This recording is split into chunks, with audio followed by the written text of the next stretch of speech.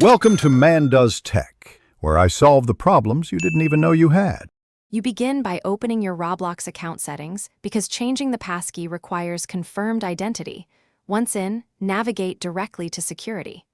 Make sure your email is verified and two-step authentication is enabled if available because these prevent lockout and speed recovery. If you use a phone, open the Roblox app and go to the profile menu. On desktop, click the gear icon. Once done, locate the passkey or account security section and prepare to enter your current passkey or password. You now perform the actual change by selecting Change Passkey in Security. This forces the system to verify you. First, input your current passkey or your account password to prove identity because Roblox requires confirmation to prevent unauthorized changes. Next, enter a new passkey, pick something memorable but not obvious, type it twice to confirm. Then hit Save.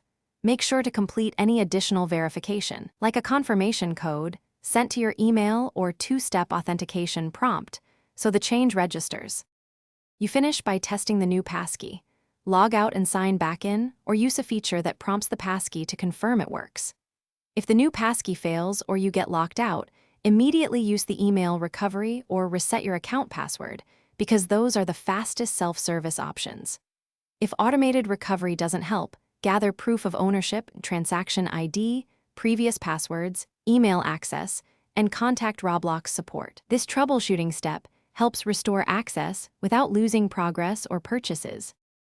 Thanks for watching. If you found this helpful, don't forget to like and subscribe.